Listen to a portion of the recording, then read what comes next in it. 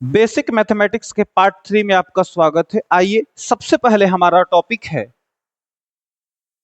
वर्ग। सबसे पहले वर्ग पढ़ेंगे, फिर वर्गमूल पढ़ेंगे। तो एग्जाम्पल के थ्रू समझिए। आ जाए कि 5 का वर्ग बताइए। वर्ग मतलब 5 का स्क्वायर। सिंपल सी बात है, 5 का स्क्वायर यानी 5 इंटू 5। अच्छा, गुना कर दीजिए, 25 आंसर आपका हो जाएगा। यानी वर्ग में कोई समस्या ही नहीं है, बिल्कुल आसान। एक और एग्जांपल देख लीजिए। आ जाए 20 का वर्ग बताइए, यानी 20 का स्क्वायर यानी 20 गुना 20। गुना कीजिएगा 400 होगा, कोई दिक्कत नहीं है। आगे बढ़ जाइए। अब मेन टॉपिक हमारा वर्गमूल आ गया। ठीक है जी। अब वर्गमूल जो होता है दो तरह से निकाला जाता है। एक सबसे आसान तरीका जिसे गुणनखंड विधि बोलते हैं। कौन सी विधि? गुणनखंड विधि। ठीक है ना।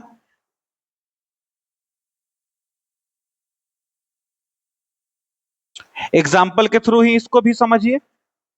हमने लिया एक नंबर 64 का वर्गमूल निकालना है। 64 का वर्गमूल यानी √64। अब करना क्या है आपको? 64 का गुणनखंड निकालना है। कहीं भी निकालिए। 2 से जाएगा 32 दूनी 64, 16 दूनी 32, 8 दूनी 16, 4 दूनी 8 और 2 दूनी 4। यानी आपके पास क्या मिलेगा? अतः √64 बराबर मिलेगा √64 के जगह पर ये सब लिख दिया जाएगा। क्या? 2 गुना 2 गुना 2 गुना 2 गुना 2 गुना 2। अब क्या करना है? जितना भी जोड़ा लगेगा उनको बाहर कर दिया जाएगा, रूट से बाहर निकल जाएगा। 2 को 2 के बदला में एगो, इन दोनों के बदला में 1 और इन दोनों के बदला में 1, और फिर गुना कर दिया जाएगा। 2 दूनी 4, 4 दूनी 8। तो ये आपका क्या निकल गया? 64 का वर्गमूल निकल गया। बिल्कुल आसान, बिल्कुल बढ़िया। एक और एग्जांपल लीजिए। 25 का वर्गमूल, किसी का भी वर्गमूल यानी उसका रूट। तो सबसे पहले रूट लगेगा, कितना? 25। अब 25 का गुणनखंड कहीं भी आप निकाल लीजिए। 5 से जाएगा 50, 25 होगा। यानी कुल मिला के बात यह हो गया कि √25 का मतलब होगा √25 का गुणनखंड यानी 5 गुना 5। और चूंकि 5 2 बार आ रहा है यानी 1 बाहर निकल जाएगा 5, और यही आपका आंसर हो जाएगा। तो ये बिल्कुल आसान तरीका है वर्गमूल निकालने का। कब ये निकलेगा? जब आपको गुणनखंड निकालने आता हो। आगे बढ़ जाइए। अब आइए दूसरे मेथड पर। कौन सा मेथड? भाग विधि। इसे भी एग्जाम्पल के थ्रू समझिए।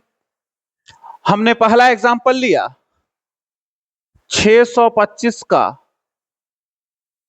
वर्गमूल ज्ञात करो। ठीक, करना यह है कि इसको 625 को लिखना है, यहां 2 पाई खींचना है। अब इसको जोड़ा लगाना है। किधर से? दाहिने से जोड़ा लगाना है। तो एक जोड़ा ये हो गया, इसका जोड़ा नहीं लगेगा। अब क्या करना है आपको? इसको उसी संख्या से गुना करना है जो समान हो। समान समान अंकों में गुना करना है। यानी 1 में 1 से, 2 में 2 से, 3 में 3 से। और कहां तक गुना होगा? इस तक आना चाहिए, इससे बड़ा नहीं होना चाहिए, भाग के जैसे। तो क्या कीजिए, 1 में 1 से गुना कीजिएगा, 1 एकम 1, उससे बड़ा भी और जाने का चांस है। 2 से कीजिए, 2 दूनी 4, उसके आगे और ट्राई कीजिए, 3 से कीजिए तो 3 3 का 9, 9 ज्यादा हो गया, यानी 2 तक ही सीमित रखेंगे, यानी 2 से जाएगा, 1 2 यहाँ 1 2 यहाँ लिखेंगे और सबसे पहले इनको जोड़ लेंगे, 2 और 2 4 यहाँ लिख लेंगे। अब क्या हुआ कि 2 दूनी का 4, ठीक है, इसको घटाएंगे, 6 में से 4 गया 2, उसके बाद कितना मर्तबे गया, 2 मर्तबे गया, तो यहां पे लिखेंगे 2। अब इन जोड़ों को एक ही बार में उतार लिया जाएगा, ठीक। अब यहां पर उस अंक को लिखना है कि जिसमें समान अंक से गुना करने पड़ी है, यानी 41 में अगर आपको करना है तो 1 से करना पड़ेगा, अगर 42 में करना है तो 2 से करना पड़ेगा, अगर 43 में करना है तो 3 से करना पड़ेगा। ध्यान रखना है कि इससे बड़ा अंक नहीं होना चाहिए, इससे छोटा या इसके बराबर होना चाहिए। अब हमने गुना किया, अगर 4 से करेंगे तो 4 चौका 16 के 6 सिलेक्ट, 4 चौका 16 1 17, कम हो गया, ज्यादा कम है। अच्छा 5 से ट्राई कीजिए, जब 5 से करेंगे तो 45 में 5 से गुना होगा, तो 50 25 हासिल 2, 5 चौका 20 और 2 22, तो ये आ गया बराबर। तो होगा क्या, जब घटेगा तो सबके सब शून्य हो जाएगा, यानी कट जाएगा। अब इसको नहीं जोड़ा जाएगा, कितना मर्तबे गया, 5 मर्तबे, तो यहां 5 लिख देंगे और आपके पास बचेगा, अतः 625 का वर्गमूल यानी कि रूट अंडर 625 बराबर कितना आ गया सर, 25 आ गया। तो ये भाग विधि से वर्गमूल है। एक और एग्जांपल समझिए, हमने एक और एग्जांपल लिया, 15,625 का वर्गमूल ज्ञात करो, ठीक। हमें इसको लिख देना है, उसके बाद इसका जोड़ा लगाना है, किसका जोड़ा, संख्या का, 1 2, अब जोड़ा नहीं लगेगा, यहां 1 है, जाहिर सी बात है 1 से जाएगा, यानी 1 एकम 1 होगा, 1 मर्तबे गया तो इसको उतार लेंगे, और 1 और 1 यहां जोड़ना है तो ये 2, इनको जोड़ना है, यहां घटेगा, 1 में से घटेगा 0, अब जोड़ा उतरेगा कितना, 56 उतरेगा। अब सुनिए, अब अगर आपको 21 में करना है तो 1 से, 22 में करना है तो 2 से, 23 में करना है तो 3 से गुना करना पड़ेगा। अब देखिए 23 से करेंगे तो 23 या 69 ज्यादा बड़ा हो जाएगा, 2 से गुना कीजिए 22 से, तो 22 दूनी 44 हो जाएगा, यहां जोड़ा जाएगा ये वाला, बात समझे, तो 2 और 2 4 और यहाँ पे 2, यहां घटाया जाएगा, 6 में से 4 गया 2 और 5 में से 4 गया 1, अब ये उतर जाएगा, जोड़ा में ही उतरेगा, बात समझे। अब देखिए यहाँ पे 241 में करना है तो 1 से करना पड़ेगा, 242 में 2 से, 243 में 3 से, 244 में 4 से, 245 में 5 से, तो ये 5 मर्तबे में यहां तक पहुंच जाएगा। 5 से गुना किया, 50 25 के 5 हासिल 2, 4 5 20 और 2 22 के 2 हासिल 2 और 5 दूनी 10 और 2 12, घटेगा तो शून्य, यानी कि सब के सब कट जाएगा। कितना मर्तबे गया सर, 1 मर्तबे, फिर 2 मर्तबे, फिर 5 मर्तबे, यानी 1 2 और 5, यानी कहने का मतलब ये हुआ कि अतः रूट अंडर 15,625 का मान कितना आ गया, 125 आ गया। ठीक है जी, बिल्कुल आसान है, बढ़िया से ध्यान दीजिएगा। एक और एग्जाम्पल ले लीजिए, हमने एग्जाम्पल लिया 1681, 1681 का वर्गमूल ज्ञात करो। देखिए क्या करना है, 1681 लिखना है, उसके बाद जोड़ा लगाना है, यहां तो 2 जोड़ा लग गया। अब देखिए संयोग से 4 चौका 16, 16 आ जाएगा, 16 लिखेंगे, इसको जोड़ेंगे तो 4 और 4 8, यहां घटेगा तो ये दोनों के दोनों कटेगा, या दोनों शून्य आ जाएगा, यहाँ पे 4 मर्तबे गया तो यहाँ 4 लिखेंगे।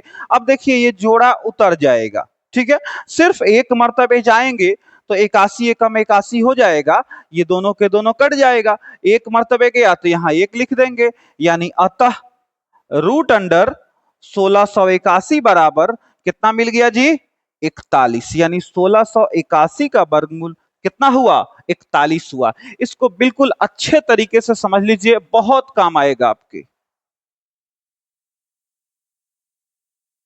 इसके बाद हम लोगों को घन पढ़ना है। आ जाइए 3 नंबर बात, क्या घन। इसको भी एग्जाम्पल से ही समझिए। क्या हमने एक एग्जाम्पल लिया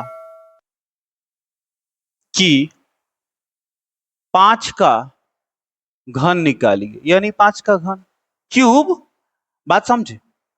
तो 5 का पावर 3, यानी कि 5 गुना 5 गुना 5, आपस में गुना कर देना है और यही तो घन हो जाएगा। इतना सिंपल तो है। आगे बढ़िए, एक और एग्जाम्पल ले लीजिए। 20 का घन, यानी कि 20 का क्यूब, 3 बार लिख देंगे, गुना कर देंगे, कितना होगा 8000, और यही आपका घन हो गया। अब आ जाइए अगला टॉपिक, घनमूल पर। क्यूब रूट घनमूल, एग्जाम्पल से ही चलिए। हमने एक एग्जाम्पल लिया 729 का घनमूल ज्ञात करो। एक और एग्जाम्पल ले लीजिए 1728 का घनमूल ज्ञात करो। देखिए सबसे आसान तरीका क्या है घनमूल निकालने का, गुणनखंड विधि। क्या करना है, गुणनखंड निकालना है। किसका, 729 का। लेकिन उसके पहले तरीका से लिख लीजिए। क्या लिखेंगे, 729 का घनमूल बराबर क्या होगा सर, थर्ड रूट 729। बात समझे, थर्ड रूट 729, यानी कि इसका गुणनखंड निकालेंगे और इसके गुणनखंड में जो 3 का पेयर बनेगा उसमें से एक बाहर निकालेंगे। अभी तक हमने वर्गमूल में क्या किया, 2 के पेयर में से एक बाहर निकाला। चलिए गुणनखंड निकालिए। 729 3 से जाएगा, 3 दूनी 6, 3 चौका 12, 3 तिरिका 9, फिर 3 से, 3 अठे 24, 3 एकम 3, फिर 3 से 27 तिया 81, फिर 3 से 9 तिरी 27, फिर 3 से 3 तिरिका 9, यानी कि आपके पास आया। अतः थर्ड रूट 729 बराबर आया, थर्ड रूट, और 729 के जगह पे ये लिखेंगे, यानी 3 गुना 3 गुना 3 गुना 3 गुना 3 गुना 3। हमने क्या किया, इनके गुणनखंडों को वहां पर लिख दिया। अब क्या करना है कि 3 का पेयर बनाना है। 3 बार जो आएगा उसमें से एक बाहर निकलेगा। तो 3 बार 3 आया, यानी इसके लिए 3 बाहर निकला, इसके लिए 3 बाहर निकला, और 3 तिरिका 9 क्या हो गया आपका, घनमूल हो गया। किसका घनमूल, 729 का। बात समझे। इस पे आइए, इसको भी ठीक से लिखिए। क्या लिखेंगे, 1728 का घनमूल बराबर, बोलिए, थर्ड रूट 1728। अब 1728 का आप निकालिए गुणनखंड। 2 से जाएगा नो डाउट, 2 अठे 16, 2 छक 12, 4 दूनी 8, फिर 2 से जाएगा, 4 दूनी 8, 32 दूनी 64, फिर 2 से जाएगा 216, फिर 2 से जाएगा 108, फिर 2 से जाएगा 54, फिर 2 से जाएगा 27। अब 2 से नहीं जाएगा, विषम संख्या है, 3 से जा सकता है, 3 नवा 27 और 3 तिरिका 9। ठीक है, अब आपके पास क्या बचा, अतः थर्ड रूट 1728 बराबर आपको बचेगा, थर्ड रूट 1728 के जगह पे ये लिखा जाएगा, यानी 2 गुना 2 गुना 2, फिर 2 गुना 2 गुना 2, और फिर 3 गुना 3 गुना 3। अब 3 का पेयर बनेगा, तो 2 3 बार आया है तो 1 2 बाहर, ये भी 2 3 बार तो 1 2 बाहर, ये भी 3 3 बार तो 1 3 बाहर, और इस प्रकार से इनको गुना कर लेंगे। 3 दूनी 6 और 6 दूनी 12, यानी 12 हमारा क्या आ गया, घनमूल आ गया। क्या आ गया, घनमूल आ गया। अब अगले टॉपिक पे आइए। 5 नंबर हमारा टॉपिक है घातांक और करनी। बहुत आसान है, ध्यान से देखिए, फॉर्मूला बेस्ड है। पहला है फॉर्मूला x के पावर माइनस m अगर आ जाए इसका मतलब होता है 1/x के पावर m। एग्जाम्पल से समझिए, अगर ऐसा आ जाए x के पावर -5, यानी हम लिखेंगे 1/x के पावर 5। इसका यूज ये रहा। आगे बढ़िए, अगर आ जाए x के पावर m तो हम लिखेंगे 1/x के पावर -m। एग्जाम्पल देखिए, क्या x के पावर अगर यही 5 है तो हम इसको लिख सकते हैं 1/x के पावर -5। 3 नंबर, x के पावर m और फिर पावर n है, दोबारा पावर आए, क्या करेंगे, x के power m into n। Example देखिए, क्या x के पावर हमने लिया 2 और यहां पर है 3, यानी x के पावर हो जाएगा 2 गुना 3, यानी x के पावर कितना हो जाएगा, 6 हो जाएगा। कितना हो जाएगा, 6 हो जाएगा। 4 नंबर पे आइए, a के पावर m इंटू a के पावर n हमने लिया, क्या है, आधार समान है लेकिन पावर क्या है, अलग अलग है और गुना में है, तो क्या हो जाता है, पावर जुट जाता है, जोड़ दिया जाता है। एग्जाम्पल देखिए, मान लीजिए 2 के पावर 3 है और इंटू 2 के पावर 5 है, आधार समान है, पावर अलग अलग है। गुना में है तो आप क्या कीजिएगा, जोड़ दीजिएगा, तो 2 के पावर कितना आ जाएगा, 8 आ जाएगा। आगे बढ़िए, 5 नंबर पर आइए, a के पावर m अब गुना में नहीं हो के भाग में हो, भागा a के पावर n, यानी ऐसा है ना, घटा दिया जाता है पावर को। एग्जाम्पल देखिए,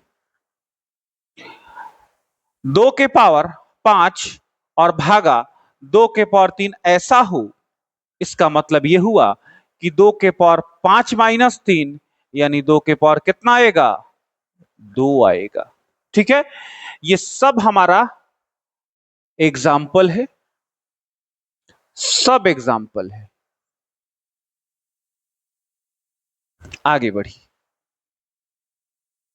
फिर अगला सूत्र 6 नंबर पे आ जाइए। इसमें बहुत सारे सूत्र है, छोटे छोटे, हमने सबको यहाँ पे इकट्ठा कर दिया है। देखिए, अगर x के पावर 1 हो इसका मतलब है x, आप सब जानते हैं, यानी 5 के पावर 1 हो तो इसका मतलब है 5। ठीक, नंबर 1 सूत्र। नंबर 2 पर आइए, अगर x के पावर 1/2 है तो इसका मतलब क्या है, यानी second root x। Second root से तो कोई मतलब होता नहीं है, 2 लिखें या ना लिखें कोई दिक्कत नहीं है, तो सिर्फ ऐसा भी लिख सकते हैं, यानी स्क्वायर रूट, है ना। अच्छा, यानी x के पावर 1/2 बराबर रूट x। बात समझिए, अगर 25 के पावर 1/2 लिखा है, यानी कि रूट 25 लिखा है और रूट 25 का वर्गमूल 5 हो जाएगा। ठीक, आगे बढ़ जाइए। इसी तरह से अगर x के पावर 1/3 लिखा है, यानी थर्ड रूट x लिखा है, तो ये तो ऐसा ही रहेगा। अच्छा, एग्जाम्पल लीजिए, यानी अगर 27 के पावर 1/3 लिखा है, यानी थर्ड रूट 27, हल करना चाहेंगे तो थर्ड रूट 27 का गुणनखंड कितना, 3 गुना 3 गुना 3, 3 बार 3 है तो 1 बार बाहर आएगा, तो 3 आंसर होगा। इसके आगे बढ़िए, यानी कुल मिला के बात यह हुआ कि अगर x के पावर 1/n हो तो इसका मतलब होगा nth रूट x। बात समझे, यानी कैसा, अगर 5 के पावर 1/n हो यानी nth रूट 5 होगा, इसका मतलब। ठीक, आगे बढ़िए, अगर रूट अंडर ए बी आ जाए इसका क्या मतलब है, इसका मतलब अलग अलग हम कर सकते हैं, रूट ए इंटू रूट बी। एक एग्जाम्पल समझ लीजिए, अगर रूट 15 दिया है यानी रूट अंडर 3 × 5 लिख सकते हैं, यानी अलग अलग लिख सकते हैं √3 इंटू √5। ठीक, और आगे बढ़िए। अगर x के पावर m/n आ जाए, है ना, इसको x के पावर, दो तरीका है बनाने का यहां से, बल्कि ऐसा लिखिए। पहला तरीका है कि x के पावर m और इंटू 1/n लिख सकते हैं। दूसरा तरीका है x के पावर 1/n और इंटू m लिख सकते हैं। अच्छा, इसका मतलब हुआ 1/n यानी nth रूट और जो भी है वो, यानी x के पावर m। इसका मतलब nth रूट x होगा और इसका पावर m है, यानी इसके दो फॉर्मूले हो गए। ठीक, आगे बढ़िए। अब आइए, अगर √x इंटू √x आपको मिले, इसका मतलब x होगा, ठीक है ना। उसके बाद अगर आपको √x का होल स्क्वायर मिले, इसका मतलब x होगा। अगर आपको थर्ड √x का होल क्यूब मिले, इसका मतलब भी x होगा। और अगर आपको रूट के अंदर x² मिले, इसका मतलब भी x होगा। अगर थर्ड रूट x के पावर 3 मिले, इसका मतलब भी x होगा। और आगे बढ़िए, क्या अगर ऐसा मिल जाए x इंटू √x, यानी एक तो x के पावर 1 है और एक x के पावर 1/2 है, आधार समान है तो पावर को जोड़ दिया जाएगा, यानी कि x के पावर 1 जोड़ 1/2 यानी x के पावर 3/2 होगा। ठीक है जी। अब इस तरह से आप तो बहुत सारा फॉर्मूला अपने से भी बना सकते हैं, लेकिन घातांक और करने का बेसिक फॉर्मूला यही सब है। इसका बहुत यूज आएगा आगे, बढ़िया से नोट कीजिए और समझिए। अब हमारा अगला टॉपिक है संख्या पद्धति यानी नंबर सिस्टम। आइए, क्या लिखा जाए?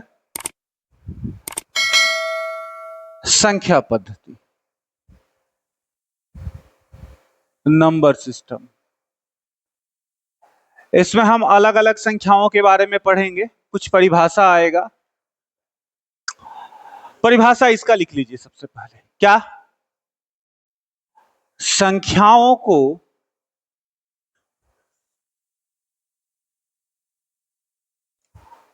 व्यक्त करने या लिखने की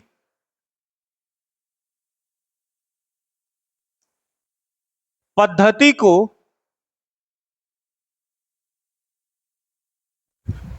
संख्या पद्धति कहते हैं। बात समझे जी? संख्याओं को लिखने या व्यक्त करने की पद्धति को संख्या पद्धति कहते हैं। सिंपल सी बात है। अब इसमें अलग अलग संख्याएं आएंगी। सबसे पहला संख्या प्राकृत संख्या, इसी को कोई कोई प्राकृतिक संख्या भी बोलता है। इसका मतलब नेचुरल नंबर होता है। अच्छा, क्या होता है ये? परिभाषा लिखिए। गणना करते समय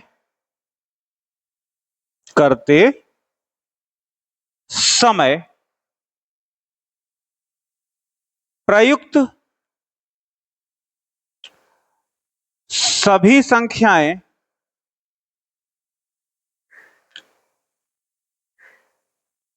प्राकृत संख्याएं कहलाती हैं। बात समझे जी? यानी गणना में जो यूज में आएगा, गिनने में, है ना। एग्जाम्पल लीजिए, गिनने में क्या यूज आएगा? 1 2 3। कभी आपने ऐसा गिनती गिना है 1 2 3 3.5? 4.25 नहीं ना, आपने गिना है 1 2 3 4 5 6, तो सिर्फ यही वाली संख्याएं आएंगी, ये वाली नहीं आएंगी। इसको इसमें रहने दीजिए कि आपको याद रहेगा, ये वाली संख्या नहीं आएगी। बात समझे? अच्छा, एक मोस्ट इंपॉर्टेंट बात नोट डाल के लिखिए, 0 एक प्राकृत संख्या नहीं है। इस पर बहुत लोगों का कंफ्यूजन होता है कि 0 प्राकृत है कि नहीं है। नहीं है सर, क्योंकि 0 गिनने में प्रयुक्त नहीं होता है। आगे बढ़िए। दूसरा आएगा हमारा प्राकृत संख्या के बाद पूर्ण संख्या, यानी होल नंबर।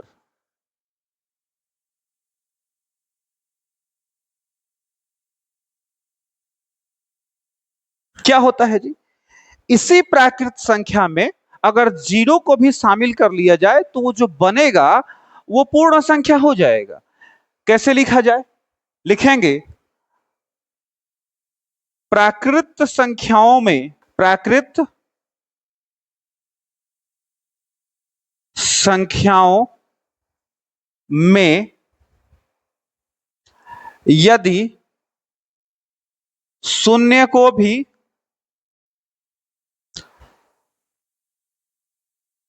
सम्मिलित या शामिल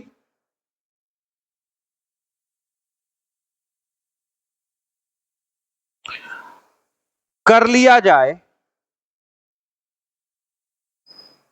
तो उसे पूर्ण संख्या कहते हैं। यानी एग्जाम्पल क्या हो जाएगा, 0 1 2 3 डॉट डॉट डॉट कहां तक? अनंत तक। कुछ लोगों को भ्रम है कि सिर्फ 9 तक ही होता है, ऐसा बात नहीं है, अनंत तक। आगे बढ़िए। 3 नंबर पूर्णांक, यानी इंटीजर्स। क्या है इसका मतलब? देखिए, प्राकृत संख्याएं और क्या, उनकी ऋणात्मक संख्याएं, उन्हीं प्राकृत संख्याओं की, उनकी ऋणात्मक संख्याएं तथा 0 के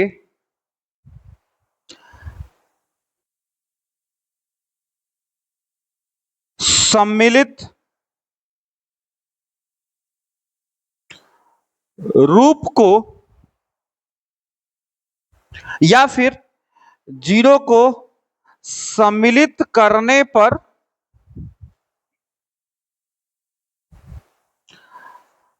प्राप्त संख्याएं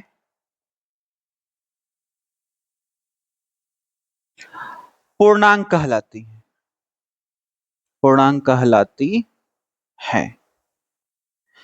अच्छा, अब समझिए, जितना भी प्राकृत संख्याएं हैं, यानी 1 2 3 4 5 इत्यादि इत्यादि, और उनके ऋणात्मक यानी -1 -2 -3 -4 -5 इस प्रकार वाली, और 0, इन सबको अगर शामिल कर लिया जाए तो जो बनेगा उससे क्या कहते हैं? पूर्णांक कहते हैं।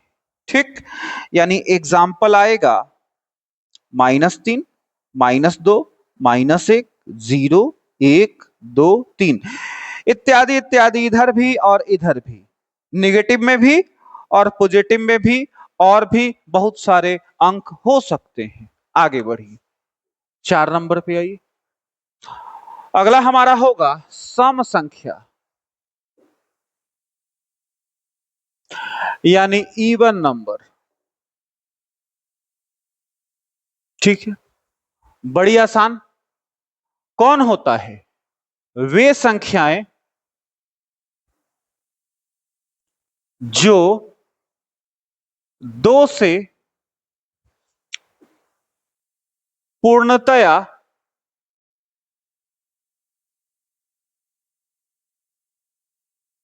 विभाजित हो जाए उन्हें सम संख्या कहते हैं।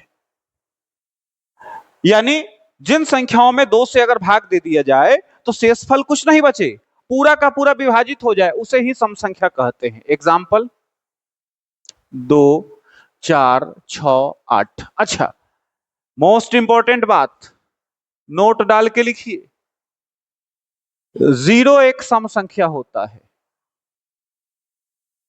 है ना। तरीका से लिखिए, 0 एक सम संख्या होती है, ठीक है ना, क्योंकि 0 में भी 2 से भाग देने पर शेषफल कुछ नहीं बचेगा।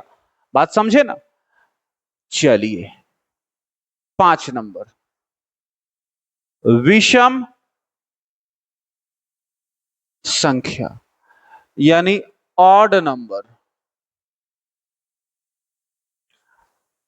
वे संख्याएं जो 2 से पूर्णतया विभाजित न हो उन्हें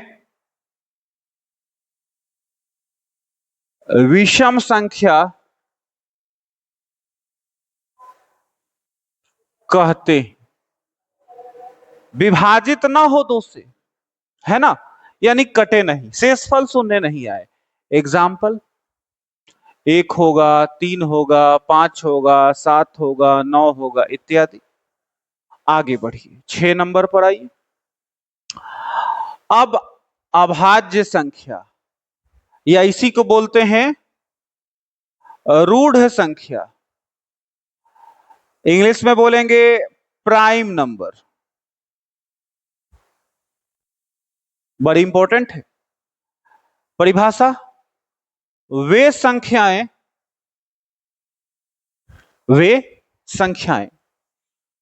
जो केवल एक और स्वयं से विभाजित हो उन्हें अभाज्य या क्या कहते हैं, रूढ़ संख्या कहते हैं। यानी सिर्फ एक से और स्वयं से विभाजित होना चाहिए। एग्जाम्पल होगा 2, 3, 5, 6 नहीं होगा, 7 होगा, 8 नहीं, 9 भी नहीं, क्योंकि 9 में 1 से भाग लगेगा, 9 से लगेगा और किसी अन्य से लगेगा, 3 से लगेगा, यानी 9 तो नहीं होगा। 10 नहीं, 11 होगा। बात समझे। 2 क्यों होगा, 2 सम तो है, लेकिन 2 में या तो 1 से लगेगा या स्वयं से यानी 2 से लगेगा, इसमें किसी तीसरे से नहीं लगेगा, यानी कि ये क्या है, अभाज्य संख्या है। आगे बढ़िए 7 नंबर पे आइए। भाज्य संख्या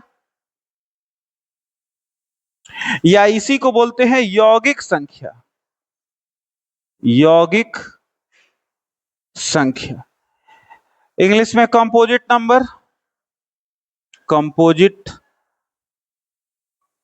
नंबर, ठीक है जी, कंपोजिट नंबर। आगे बढ़िए। इसका उल्टा होता है, क्या लिखा जाता है कि वे संख्याएं जो एक और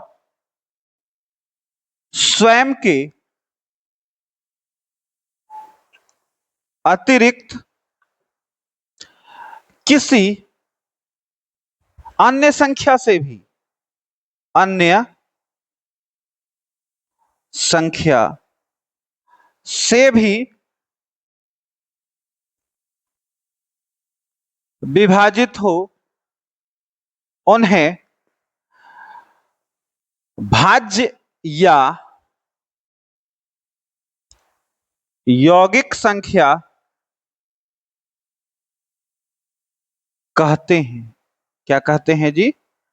भाज्य यौगिक संख्या कहते हैं। अरे सिंपल तो है, जिसमें एक और स्वयं से भाग लगे वो अभाज्य, और जिसमें एक और स्वयं के अलावा किसी अन्य से लग जाए उसे क्या? भाज्य या यौगिक। एग्जाम्पल लीजिए। एग्जाम्पल क्या होगा?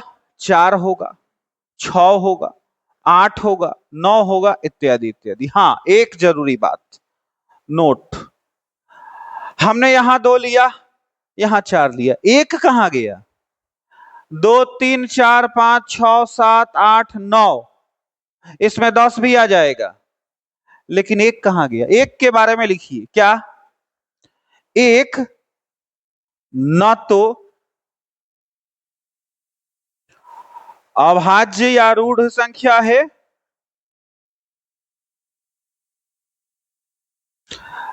न ही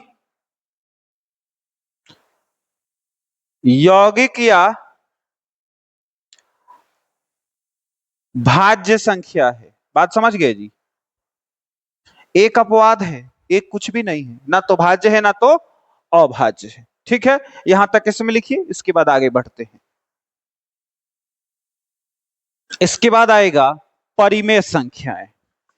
इसको रेशनल नंबर भी बोलते हैं। क्या लिखेंगे? परिमेय संख्याएं, इंग्लिश में रेशनल नंबर। परिभाषा, वे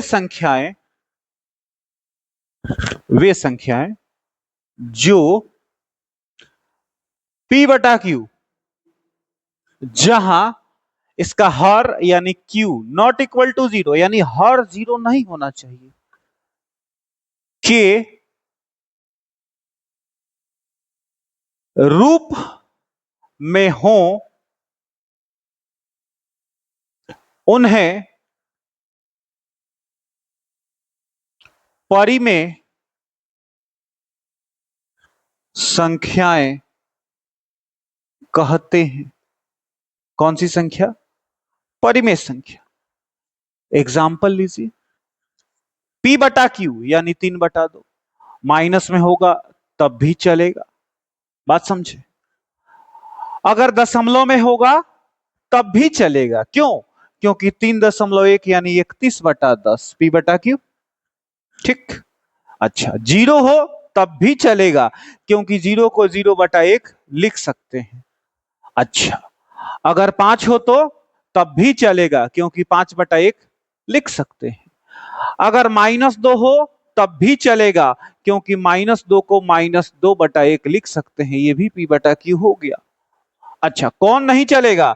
सर जी, ये वाला नहीं चलेगा, क्योंकि ये रूट में है। बात समझे कि नहीं समझे? ये क्या होगा? ये अपरिमेय होगा। ये P बटा Q में नहीं है। ये क्या है? अशांत अनावर्ती है। आप जब डिटेल में पढ़ेंगे तो आपको मिलेगा। आगे बढ़िए। 9 नंबर, अपरिमेय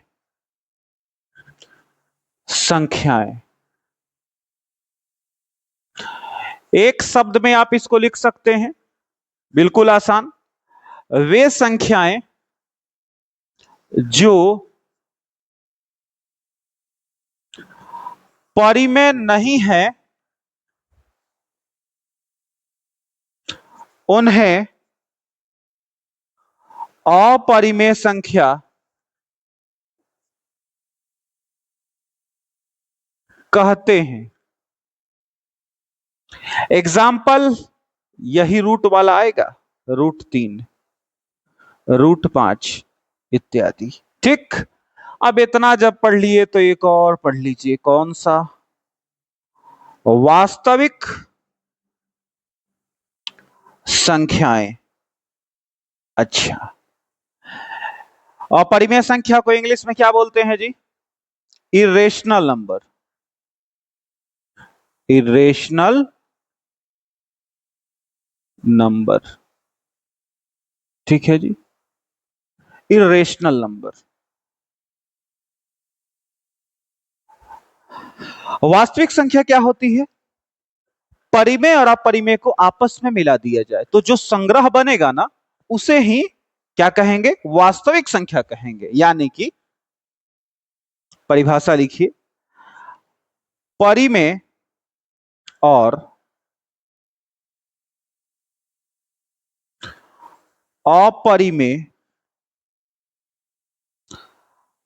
संख्याओं के संग्रह को या सम्मिलित रूप को क्या कहते हैं? वास्तविक संख्या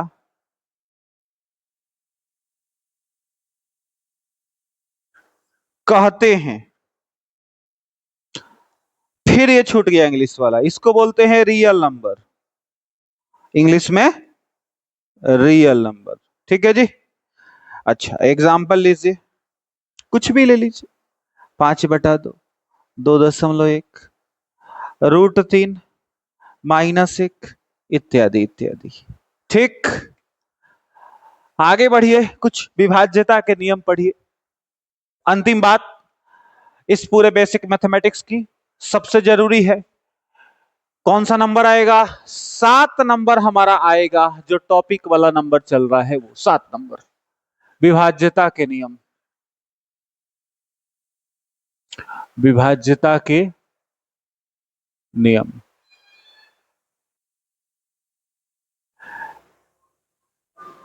दो से विभाज्यता, यानी कि कोई संख्या 2 से विभाजित कब होगा, ये हम पढ़ेंगे। कब होगा जी?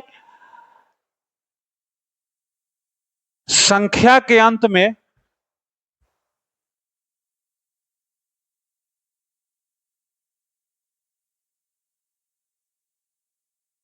सम संख्या हो। बात समझे जी? अगर जिस संख्या के अंत में सम संख्या हो, है ना, तो वो 2 से विभाजित होगा। यानी कि संख्या के अंत में 0 हो, 2 हो, 4 हो, 6 हो, 8 हो, इत्यादि इत्यादि। 0 भी सम संख्या है। ठीक है ना? अच्छा, एग्जाम्पल लीजिए। अगर 484 लिखा है तो 2 से विभाजित होगा, बिना सोचे समझे, क्योंकि 4 क्या है? सम है। अंत वाला संख्या क्या है? 4 है, उस सम है। अगर 150 लिखा है तो अंत में 0 है, यानी सम है, यानी ये क्या होगा? 2 से विभाजित होगा, सम होगा, इत्यादि इत्यादि। बस इतना ही बात, थोड़ा थोड़ा समझते चलिए, कोई दिक्कत नहीं होने वाला है। 3 से विभाज्यता चेक कीजिए। 3 से कोई संख्या विभाज्य या विभाजित कब होगा? जब संख्या के सभी अंकों का योग 3 से विभाजित हो। ठीक, एग्जाम्पल लीजिए। हमने एग्जाम्पल लिया 465। चेक करना है कि 465 3 से विभाज्य है कि नहीं है। क्या करेंगे? इसके अंकों को जोड़ेंगे, 4 जोड़ 6 जोड़ 5, उसमें 3 से भाग लगाएंगे। 4 6 10 5 15/3 कट गया, यानी विभाजित हो गया। इसका मतलब यह है कि ये 3 से विभाज्य है। अतः 465 संख्या 3 से विभाज्य है। बात समझे? हमने बिना भाग दिए बिल्कुल आसानी से समझ लिया। 3 नंबर। अब 9 से विभाज्यता यही पढ़ लीजिए, क्योंकि 9 वाला भी इसी के जैसे है। क्या इसमें भी संख्या के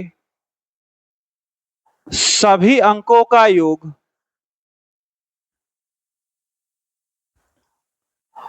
9 से विभाजित हो? बात समझे जी? किससे विभाजित हो? 9 से विभाजित हो, है ना? एक एग्जाम्पल ले लीजिए।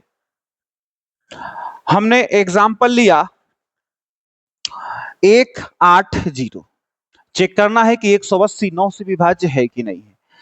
अंकों को जोड़ेंगे, 9 से भाग लगाएंगे, 8 और 1 9/9 कट गया, यानी विभाज्य हो गया। यानी अतः 180 संख्या 9 से विभाज्य है।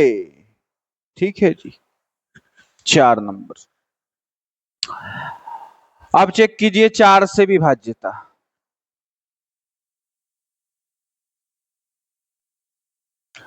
क्या है इसका? अंतिम 2 अंक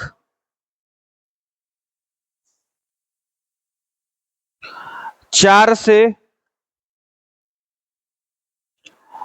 विभाज्य हो। ठीक है, एग्जाम्पल मत लीजिए, बस समझिए कि अंत का 2 अंक अगर 4 से विभाजित हो ना तो वो संख्या 4 से विभाजित होगा। चाहे ले लीजिए एग्जाम्पल, क्या करना है। हमने लिया 416, अंतिम अंक क्या है जी? अंतिम 2 अंक, अंतिम 2 अंक हमारा है 16, उसको 4 से विभाजित किया, 4 चौका 16, विभाजित हो गया। यानी कि अतः 416 संख्या 4 से विभाज्य है। बात समझे जी? ठीक, इसीलिए एग्जाम्पल नहीं दे रहा था कि आप समझ जाएंगे बिना एग्जाम्पल पे। 8 से विभाज्यता, इसमें नहीं लेंगे एग्जाम्पल। देखिए क्या अंतिम 3 अंक 8 से